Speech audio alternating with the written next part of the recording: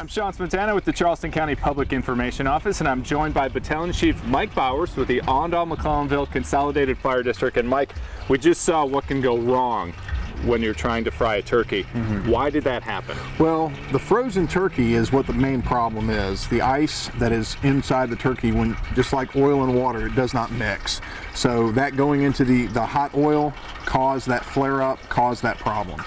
Now, it can also happen with a turkey that's partially frozen? Absolutely. Okay, so the main thing for people to do, make sure your turkey is completely thawed before it goes in. The safest place, just to make sure it's completely thawed out, this way you don't have any issues with it.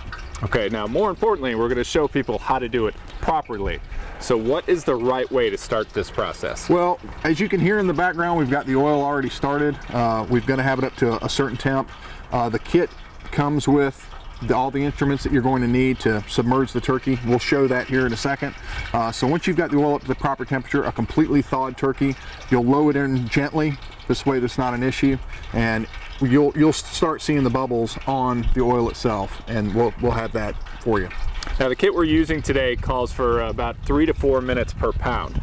Now for folks that are doing this, either that have done it before or doing it for the first time, what supplies do they have around them in case they do have to deal with a flare-up?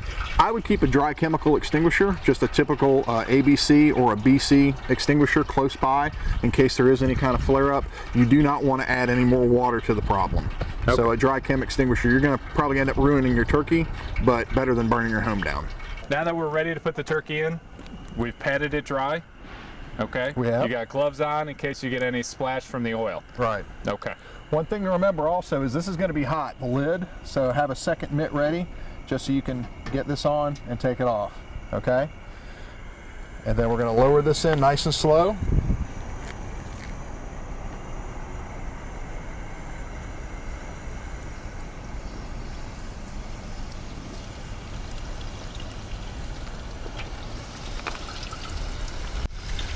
It's already bubbling, so that's why you want to do it slow. Absolutely.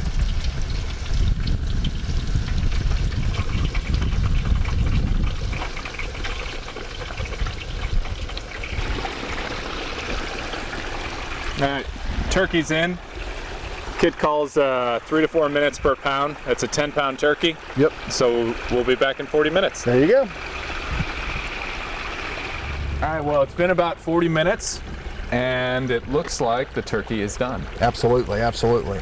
So just to be even safe, you've still got hot oil here, so we're gonna use our hook and our little system and go ahead and pull it out nice and easy.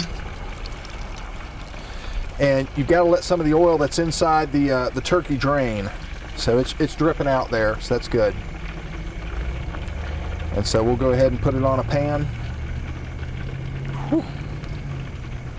And I'm gonna bring this over here and just set this down, and then we'll move it inside.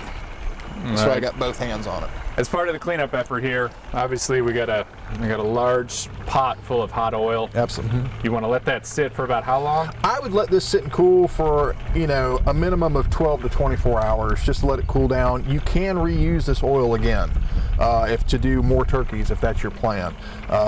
But yeah, you can let it cool down and then use a funnel system to return it back to its original container, and the oil will keep for quite a while. Or if you don't want to use the oil anymore, you can go to Charleston County, has a few select recycling centers. You can drop off the oil at to get it recycled properly. Absolutely. Okay. This time of year, people are in the kitchen, they're cooking a lot, and that's where some of these things can happen. Any other tips you ask people to kind of keep in mind when they are cooking in the kitchen? Just be mindful of how your pots are, with kids in the home. You don't want to have the pots sticking out where they can bump into it. Also, watch what you put on your stove. We have oven mitts and things, and people lay them down, towels, they'll lay them down if they're doing dishes, because a lot of folks like to clean as they go. And next thing you know, you've got a stove fire because you've left, a combustible on top of the stove, so that can be another issue. All right. Thank you very much for your time, and from all of us here at Charleston County and the Awendaw-McClellanville Consolidated Fire District, have a happy Thanksgiving.